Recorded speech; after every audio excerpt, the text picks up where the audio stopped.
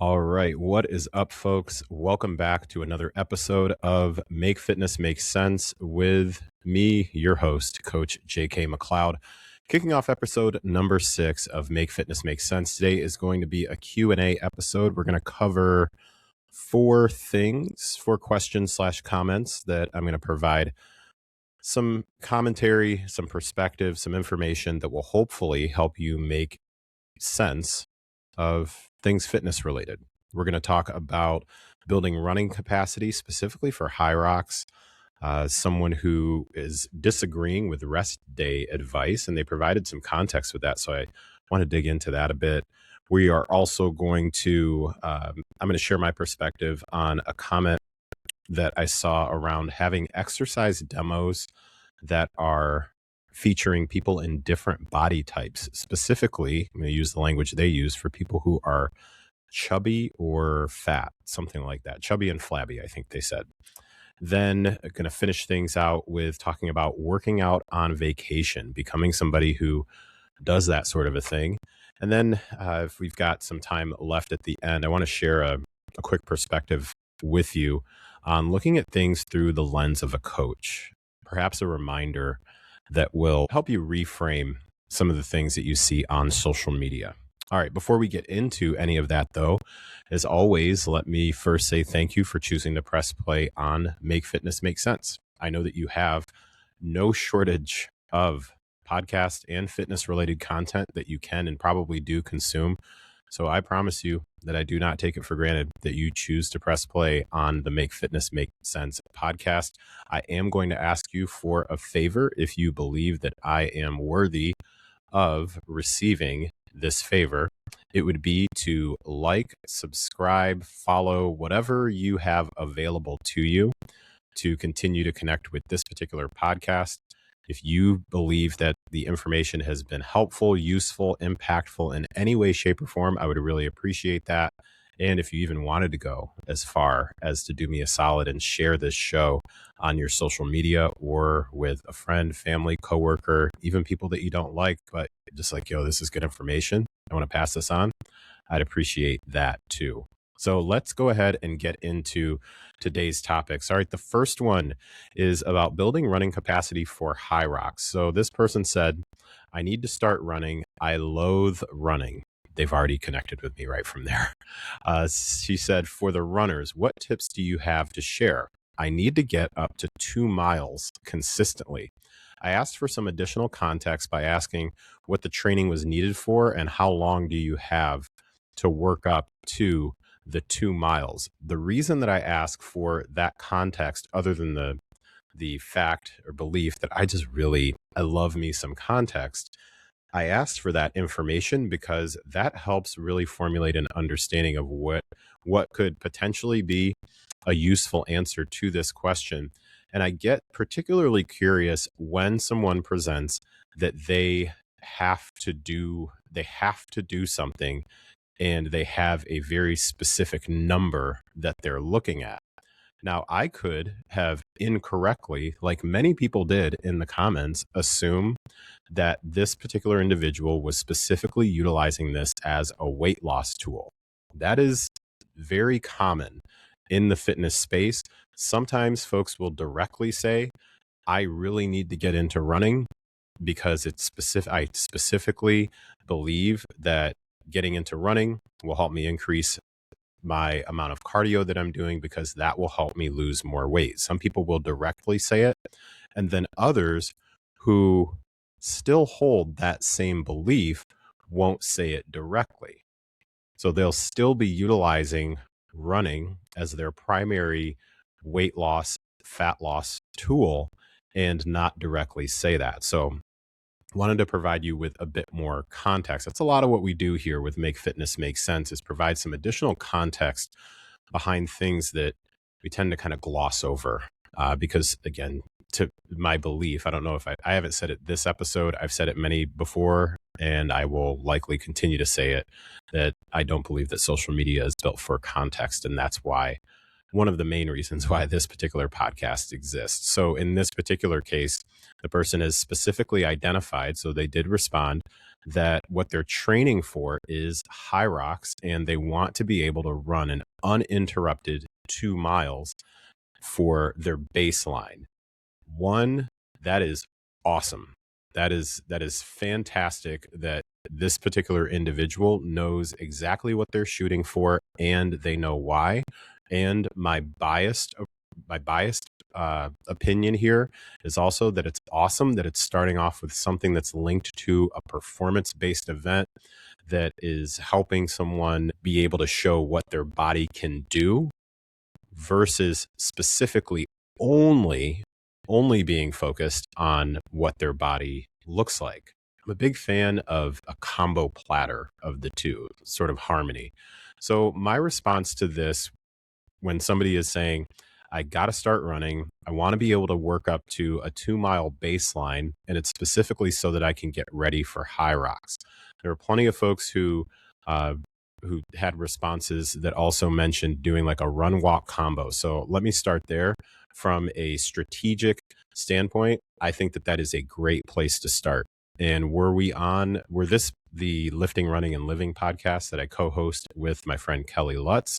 I believe that she would likely say the same thing. So first, if you find yourself in a similar scenario, regardless of the why you're looking to incorporate running, I would recommend you start with some sort of a run walk combo, and that will really help you build up your endurance. So what that can look like is you set out on a 2 mile path and you start off with walking for, let's say, like 2 to 3 minutes, and then you run for 1 minute, and then you walk for 2 to 3 minutes, and then you run for 1 minute.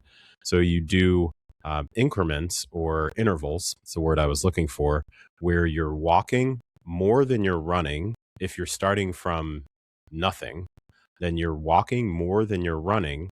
Then you slowly, over time, start working on more of a 50-50. So say it's something like 2 minutes walk, 2 minutes run, 2 minutes walk, 2 minutes run. You repeat that particular cadence, then working to something like you have minimal walking in between, then longer running bouts. So basically, if you were looking at it like a piece of like a circle, pie chart, pie graph, I think that's what it's called, chart or graph.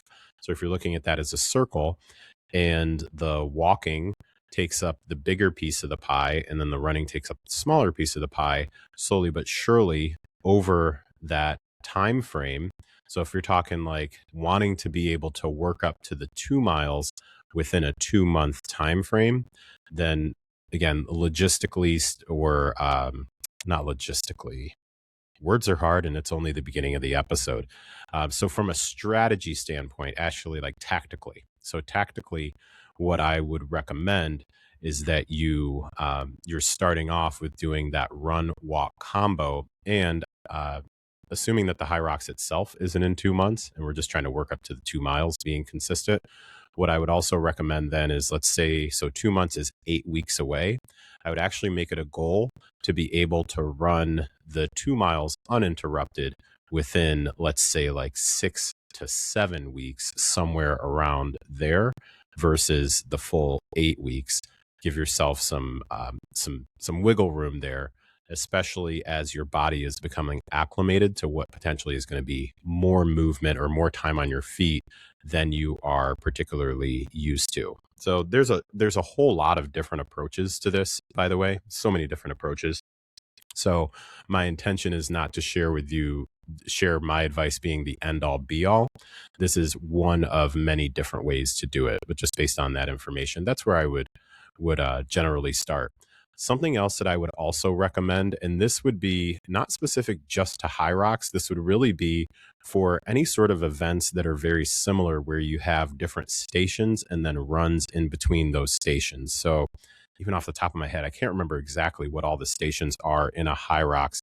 However, I know I think there's wall balls, there's burpee broad jumps, I think there's sled work, and I think there's a ski erg, if I remember correctly. And I can't remember what else there is, maybe a farmer carry.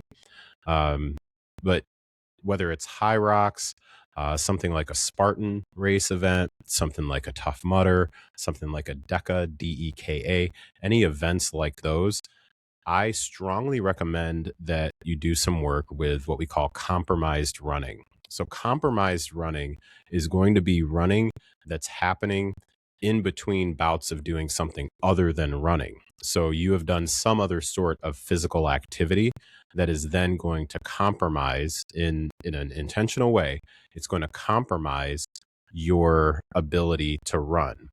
So an example would be something like you have done 3 rounds of 15 air squats, 10 pull-ups, and 15 pull-ups. So you've done that for 3 rounds, and then you go on a 400-meter run. Then you do, if it's something like a Tough Mudder, you're doing obstacles. So you're climbing over a wall using the rope. I remember doing a Tough Mudder many years ago, and that was one of the things. So things that are like obstacle course wise, there are these stations where you're still doing something that requires a level of strength, a level of performance, whatever the case may be, and then you're going back to the running. So I recommend doing some workouts that also incorporate that compromised running versus only looking at improving your running by doing just straight runs, like, doing a 2-mile run like we were talking about and things like that. Because if you're only focusing on just getting better at the running part, you're gonna feel things hit real different when you get to the event. And now you are incorporating, again, things like sled pulls and sled drags and wall balls and pull-ups and rope climbs and farmer carries and all these other things in between each of your runs. Like, it just hits very different. So incorporate some of those compromised runs. In my response, just to close this one out, in my response to this person, I recommended if they or you are looking for workouts that are somewhat similar to that, you can go online and search for free DECA, D-E-K-A, D-E-K-A workouts. So DECA is a type of workouts. I want to say that they're related to Spartan races, but those can be a thing also. I know that one of the very regular listeners to this show owns a training facility here in Bloomington, Illinois that specializes in hosting DECA events. So maybe she will also reach out to me and remind me if maybe I'm missing the mark on those. But there are definitely some really good DECA workouts that I think can be really, really good training to build you up for things like this. And then also, last but certainly not least, the Metcons that are more CrossFit style. So Metcon stands for metabolic conditioning, the CrossFit style workouts where it can be things like 5 rounds of 15 kettlebell swings, 12 sit-ups, and 9 burpees or up downs, and then a 400-meter run. So you're doing this work, whether it be with resistance training, like with dumbbells or kettlebells, whether it be body weight, like push-ups, air squats, pull-ups, spring rows, things like that, and then going out on a 400, 800-meter run, something like that, doing that for a number of rounds. I think that's a great way to get more, build more capacity for things that would be event specific that include running. All right. Hope that helps with that one. All right. The next one is about dealing with or disagreeing with some of the advice for rest days. This was actually a comment that I saw on Threads. So this was a comment that someone made in the comments section about a different question. But the person presented a pretty interesting point. They said, I'm concerned with the amount of rest days that I'm seeing being suggested for workouts. My underdeveloped muscle groups have needed at least 5 days of rest, even foregoing lifts that lightly engage said muscle groups. Many people that have been working out for years seem to have forgotten what starting out was like. I really appreciate this particular person taking the time to share this point of view. And what I've translated from this, so my takeaway on this one, and I want to share my perspective on this, is that they believe a lot of the advice, some of the advice that they're seeing doesn't take into account beginners, people who are just getting started, and that beginners are likely going to need more rest. And they even mentioned my underdeveloped muscle groups have needed at least 5 days of rest, even foregoing the lifts that lightly engage said muscle groups. So let's say, for example, legs. Somebody is getting started with working out, because they mentioned many people that have been working out for years seem to have forgotten what starting out was like. So while this doesn't specifically mention how many days are being recommended for rest and things like that, let's say that somebody is seeing advice or getting a plan, not sure where the plan would have come from, that is recommending that someone do legs, let's say 3 times per week. So let's say something like that. So you do legs 3 times a week, and there's 1 to 2 rest days in between those particular training sessions. If you're experiencing something like the pain, the soreness, the delayed onset muscle soreness is really, really sticking around for a number of days, to the point where you are feeling like you can't do, like, can't even touch legs for 5 days between training sessions, this would be a fantastic opportunity to take a look at what that actual training plan looks like. So this is from my perspective, a really, really solid validation for where I would not recommend that somebody grab a program from someone that is not in a position to provide them with information on how to properly implement it for where their current fitness level is. Because even a well programmed workout series that has legs even twice a week, that doesn't necessarily, or it doesn't at all, tell us how much volume is in that particular program. So if we're looking at an average of 10 hard sets being the recommendation for working a particular muscle group in order to experience muscle maintenance and or growth, that's one thing. But if someone is following, like, this person could be following a plan that is recommending, I have seen some wild things out here in these fitness streets. So I've seen plans that are suggesting upwards of 20 sets per week for particular muscle groups. And I'm just going to talk about legs just as an overall muscle group. I've seen like 20 sets per week, which for many of us, we potentially can handle 20 sets per week. But I would agree, if somebody is a beginner and either just getting back into fitness or just getting started with fitness, especially if they're following a plan that has laid out a foundation for how important progressive overload and being able to lift and lifting heavy over time is important, and that's how you build and maintain muscle. If they're trying to follow those things, the volume may just be too much for that individual.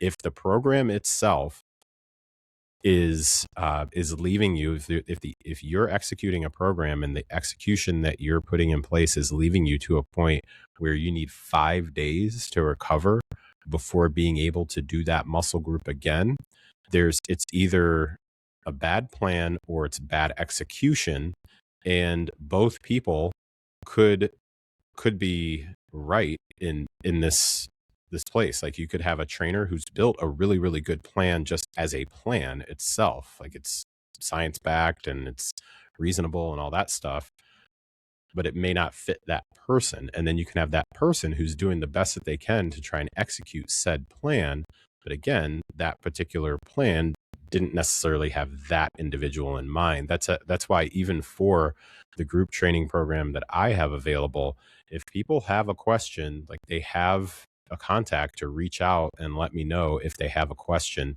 And this is something where I would, because I understand how the plan was built and how I've asked people to execute it, if someone were to come to me and say, hey, I am concerned because I've been following your workout program, whether it's the 3 days per week total body, or the 4 days per week upper lower split. I've been following that, and I am just finding myself completely wrecked and finding it very, very difficult to recover and be able to do the second day or the third day that week, I usually am like wrecked until the next week.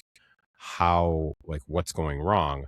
I at least would be able to know exactly, okay, here's the plan. Now I understand more about you. Here are some suggestions that I would have. So I'm not holding myself to any sort of level of responsibility in commenting on this one to say, okay, well, here's exactly what the problem is.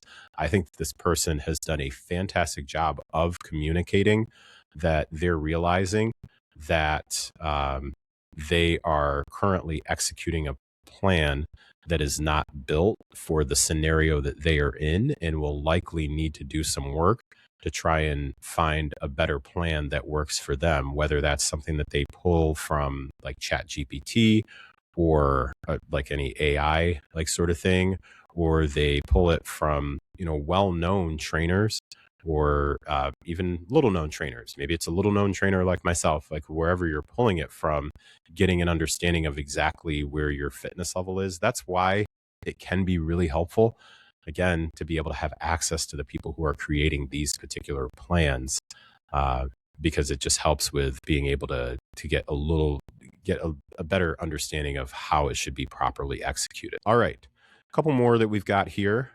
This was an interesting one. And my response here was really just more commentary. The person said, why do they always feature fit people in videos showing good form in a workout? I want to know what good form looks like in chubby or flabby people. And my response to this, when I saw this, I responded, I'll read you my verbatim response. My verbatim response, which I'll provide some additional information on or opinion on, was, in my opinion, you're referencing wanting to see more representation of different bodies. Generally, the basics of how to perform foundational movement patterns don't drastically change based on levels of body fat. I can see how range of motion could be different, I guess, but that doesn't change how the movement should be performed. So I want to dig into this a bit more because I think that they raise a really solid, solid point here. And behind the scenes, I have had conversations with fellow trainers who utilize their own bodies on social media, and also periodically in the workout programs that we build, we'll have demos that feature ourselves. Like, for example, for my workout programs, for the most part now, I'm pulling a lot of my demo videos from YouTube, because when I create my own demo videos, they are short snippets versus there are folks who are out there, and I appreciate each and every one of them, who make YouTube content and have video demos where they put more details into the actual demo itself. So I'm kind of a mixed bag of both. I have colleagues who strictly use only themselves in the workout videos. I have some who never show up in the workout video. But my point here is that behind the scenes, I have definitely had multiple conversations with coaches who have thought about, do you think it would make sense for me to go back and redo my demo videos, because it's been years since I first did them and I don't even look like that anymore? I have changed. My body composition has changed, and underneath the umbrella of my body composition has changed, that can mean a whole host of different things. I will tell you, even for myself, there are a number of demos, because I used to do a lot of my own demos way back when I first started. I was doing it much more regularly. I just am not creating that sort of bandwidth to do that these days. And I pull YouTube demos that I think are really solid. But even as I look back at those, I am in many of them, I am not at the point of lean that I was back then that I am now. So this is not like an uncommon thing that we as coaches and trainers talk about in the business. Now, something that I think is really interesting is, as I was looking at this particular question, I looked at a few other comments, and the original poster clarified some context behind the question that they had. So they said, like, why do they always have fit people in these videos showing what good form looks like? I want to see people who are chubby or flabby. And just using their words, I want to see people that are chubby or flabby. I want to know what good form looks like on them. And this is my point. Those are two very different things, because one of the things that they clarified later on is that their post was a reaction to something they saw on YouTube where an influencer was, it might have been a coach, I don't know, but someone on YouTube had made content talking about how different body types may perform different movements in a different way. What they were referring to is people with different like limb lengths. So for example, I'll give you the most basic example. I am 6'2".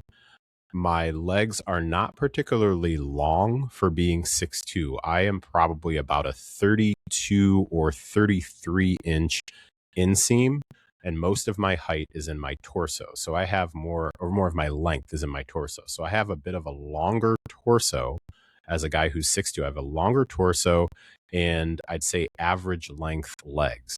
My son is about 6'1" ish. As a 13-year-old about to be 14 in a month. We won't talk about that right now, but he is about 6'1", and my man is like primarily legs. Like, so he has longer legs. I think that his inseam is actually either right where mine is or maybe even a little bit longer. So as we are performing different movements, he carries more of his length, and I'm utilizing him as an example just because this spreads across like genders and body types and ages, like everything. You will have folks like that, we just look different. So there are certain ways that when he's squatting, if I were to try and tell him like never let your knees past your toes for his limb length, like that just doesn't make a whole lot of sense. However, if it was, well, for me, it's kind of the same thing. But if I were to say that to someone else who's also 6'1" or 6'2", but let's say that their inseam is like a 28 or something like that, they may be able to do that because they just don't have as long of legs. There are definitely differences where limb length definitely plays into some cues for how to perform a different movement. However, that doesn't change the basic mechanics of a movement. Let's talk about something like a Romanian deadlift. For a Romanian deadlift, you want to hinge at the hip. You want to try and keep the weight closer to your shins as you're lowering it. And then as you start to stand it back up, and then you want to, what we call open up the hips at the top of the movement. So if you were wearing a belt buckle or you were wearing a t-shirt, as you stood up, people could see your big fancy belt buckle and they could read the writing on the front of your shirt. Those tips are common across the board. Now, if somebody has different limb length and things like that, then we may offer different cues, but the form itself, like how to perform the movement, pretty much goes the same across the board. So the movement pattern itself stays the same across the board. Now, the separate thing that this person is talking about, in my opinion, was all about representation, wanting to see people with different levels of muscle, body fat, height, wanting to see men versus women and whatever, wanting to see different representation. So more inclusion in demo videos. I could not possibly agree with that desire more, to be able to see different body types represented.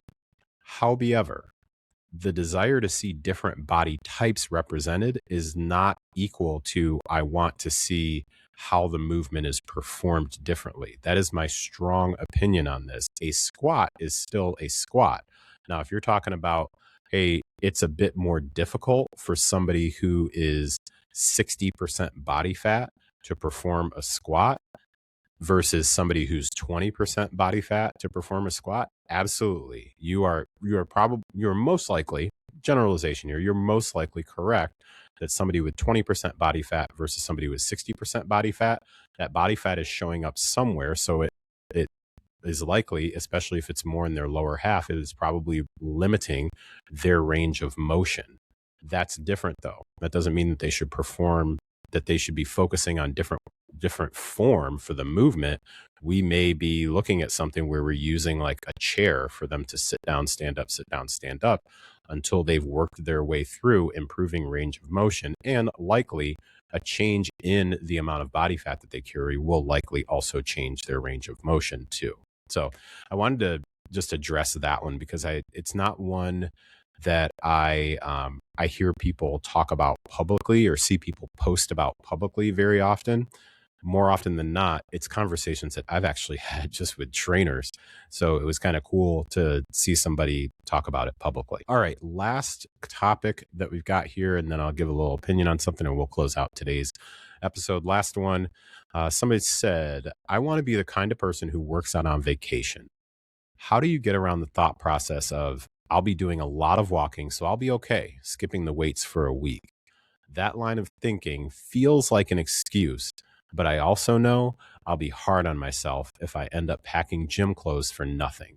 It's also annoying to go back to the gym after a week off and feeling like everything is so much heavier in caps. Send help, LOL.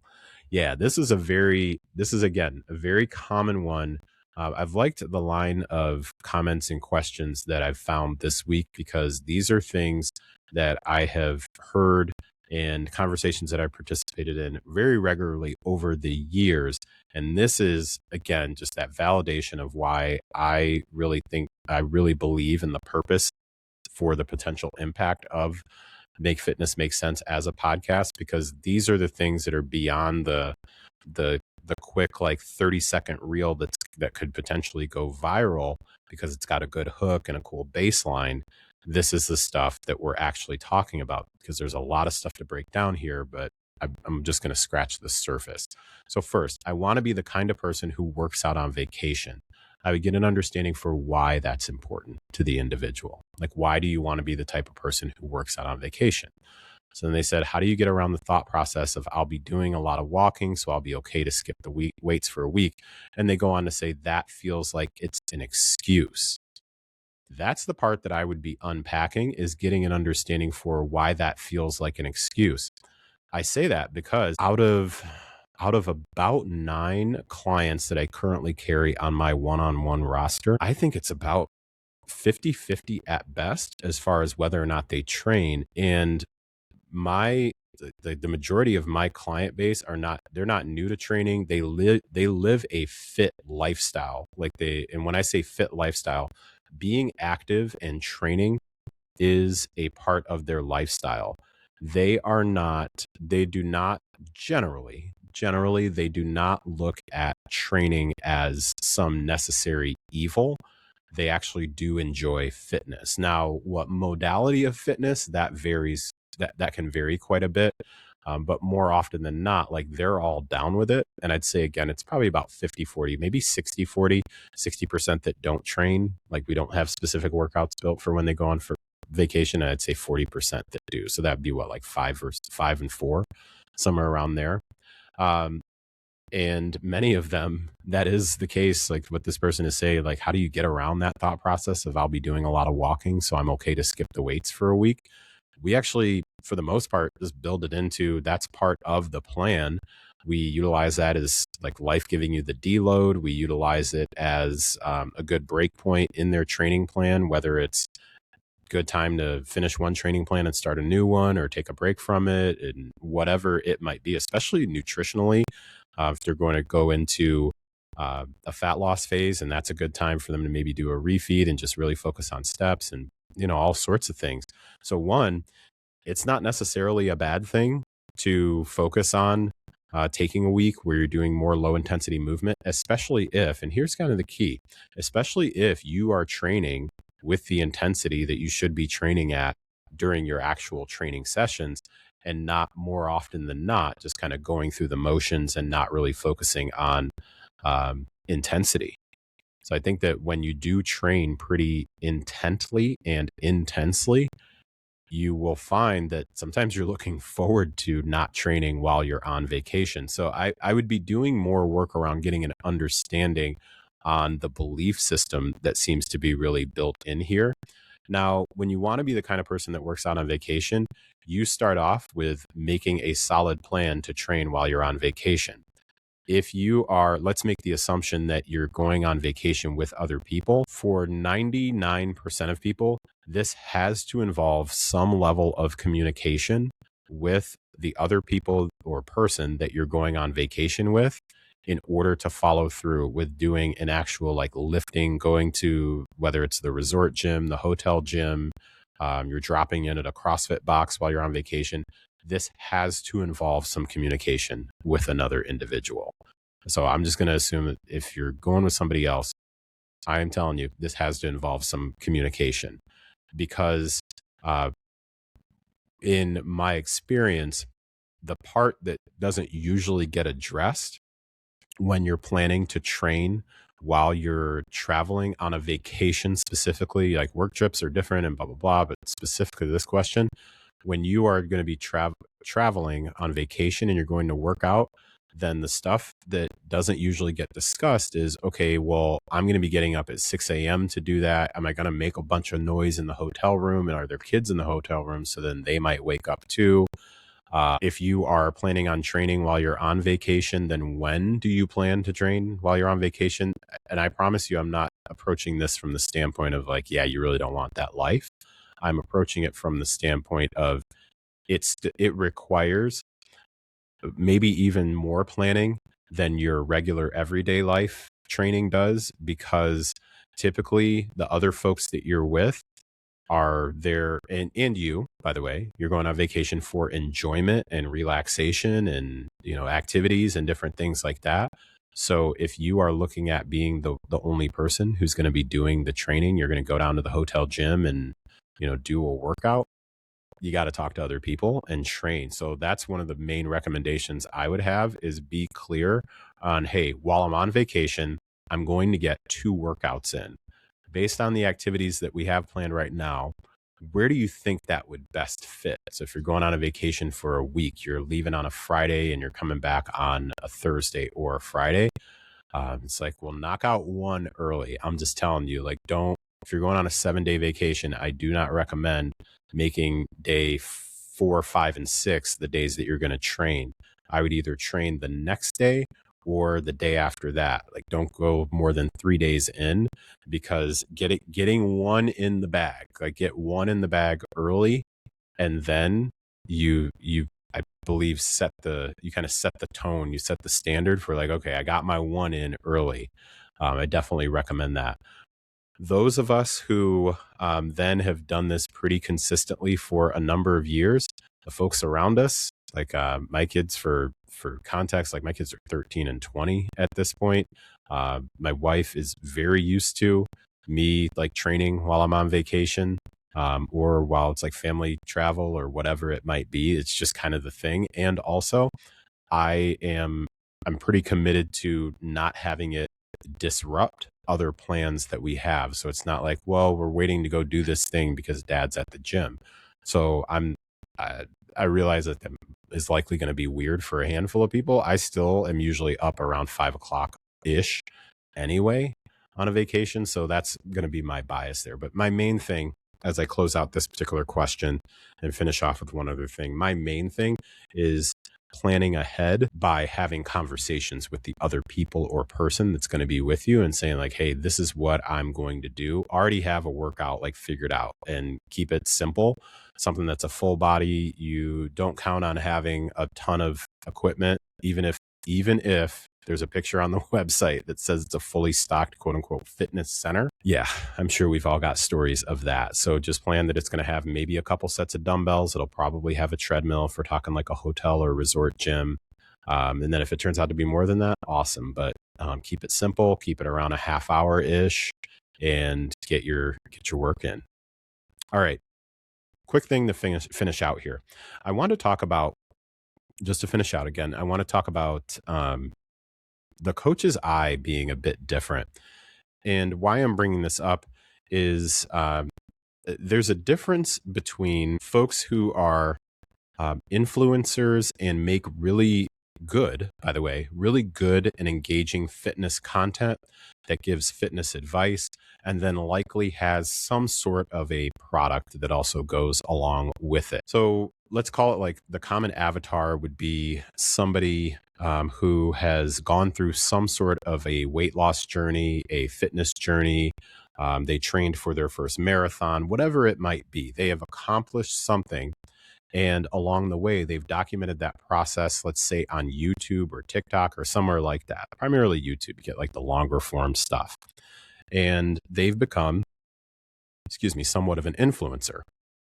And then they will have links to, their Amazon store, their TikTok shop, whatever it might be. And it's like, hey, it's this water bottle that I use to help me improve my water intake. It's this particular weighted vest that I use to help me build consistency as I was walking. It's this set of adjustable dumbbells. You have links to all those things, and they can make money off the links.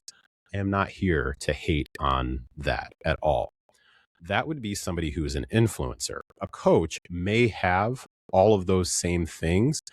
The difference is the coach also is bearing a level of responsibility for the results that you will or won't get with the work that you are hopefully going to do. And I just want to throw that out there because now it's just like common at the beginning of a fitness video, or mostly like a fitness video on YouTube, where the person will say like, hey, disclaimer, I'm not a personal trainer. I'm just somebody who's sharing my journey, and hopefully it helps you along the way.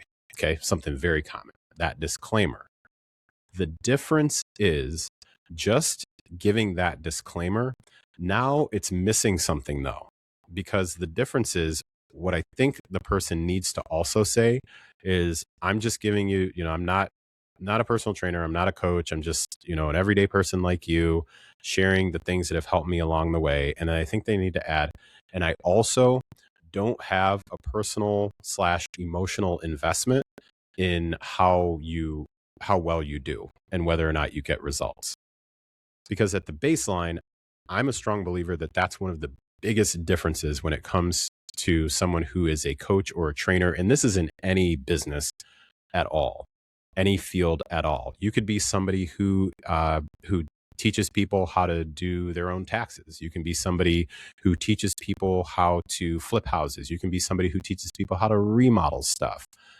You can be somebody who gives out recipes and teaches people how to, feed a family of 5 on $50 a week, or that'd be amazing. But you know what I mean?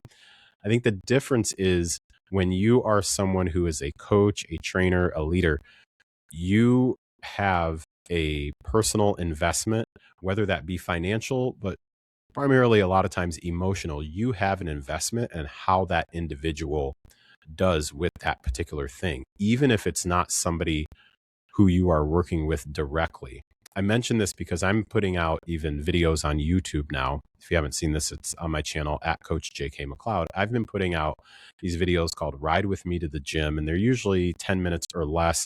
I just set up the camera as I'm driving to the gym. 1 to 2 days per week, I'll set up the camera. I keep my eyes on the road as I'm driving to the gym, and I just yap about a particular topic. I've done everything from, should I focus on losing fat or building muscle first, difference between macros and calories, how to really maintain consistency, just whatever's on my mind as I'm driving to the gym that day.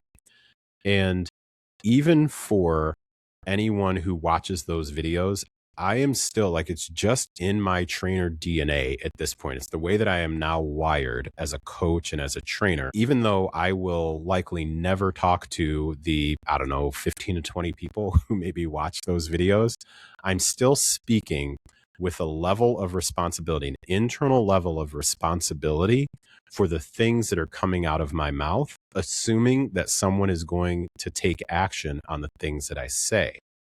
Someone who is not a coach or a trainer does not have that same level of internal responsibility. Yes, they want to help people. They want you to do well, but there's a difference between when you're giving advice from the standpoint of, I'm giving this advice because I hope that somebody does it, and I hope that they follow through on it. And man, I would really love to see how that turned out, whether it's good, bad, or somewhere in between.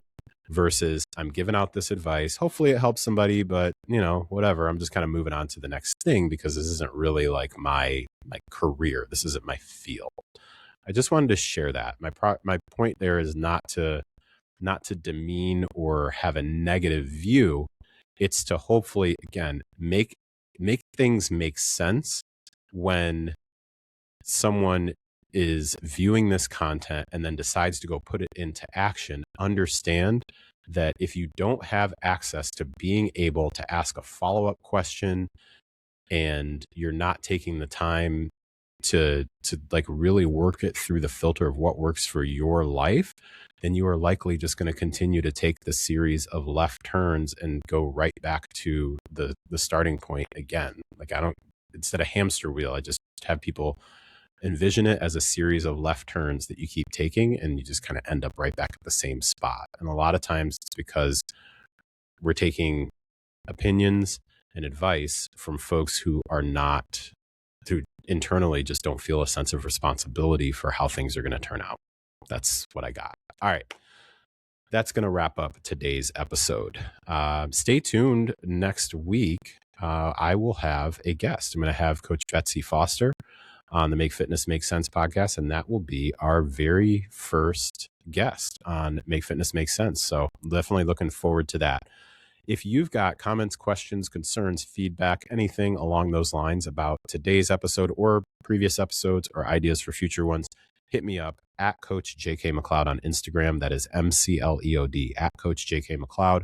You can also email me jk@jkmcleod.com. I appreciate you for sticking around. Take care, and I'll talk to you next time. All right. Bye.